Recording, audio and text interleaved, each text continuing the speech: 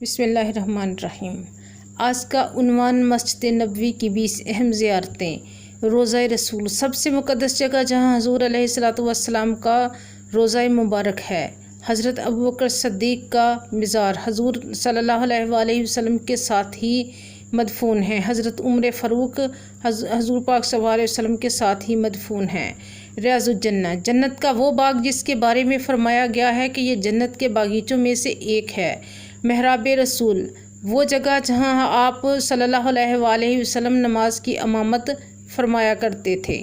منبر رسول صلی اللہ علیہ وآلہ وسلم لکڑی کا منبر جس پر آپ نے خطبہ ارشاد فرماتے تھے۔ بیت فاطمہ حضرت فاطمہ کا کمرہ۔ باب جبریل وہ دروازہ جہاں سے حضرت جبرائیل علیہ السلام اکثر آیا کرتے تھے۔ باب السلام زائرین زیادہ تر اسی دروازے سے داخل ہو کر سلام پیش کرتے ہیں۔ مقام اہل صفا جہاں غریب صحابہ کرام تعلیم و عبادت میں وقت گزارتے تھے۔ سرداب کنواں حاطب بن ابی بلتہ پرانا تاریخی کنواں۔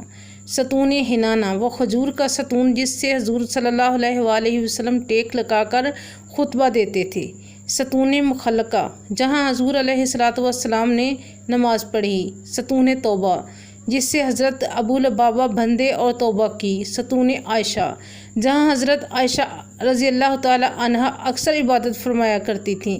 ستون وفود جہاں غیر ملکی وفود بیٹھا کرتے تھے۔ ستون سریر جہاں نبی کریم صلی اللہ علیہ وآلہ وسلم آرام فرمایا کرتے تھے۔ ستون حرس جہاں صحابہ پہرا دیتے تھے۔ بیت علی و فاطمہ وہ مقام جہاں حضرت علی اور حضرت فاطمہ رہائش پذیر تھے۔ مکتبۃ المسجد نبوی آج کا جدید علمی خزانہ جو زیارت کے قابل ہے۔ مسجد نبوی صلی اللہ علیہ وآلہ وسلم کی اہمیت۔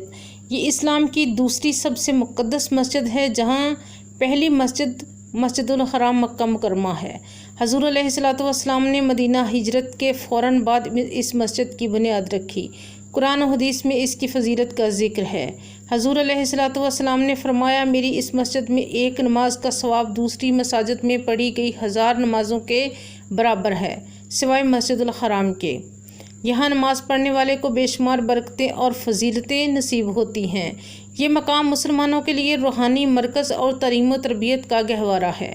جدید دور میں توسیع مسجد نبوی صلی اللہ علیہ وآلہ وسلم کی کئی بار توسیع کی گئی، خاص طور پر خلفائے راشدین بنو امیہ، عباسی دور، عثمانی دور اور سب سے بڑی توسیع سعودی حکومت نے کی۔ شاہ فہد اور شاہ عبداللہ کے ادوار میں سب سے وسیع توسیعات ہوئیں۔ آج کی مسجد نبوی صلی اللہ علیہ وآلہ وسلم میں جدید سہولتیں موجود ہیں۔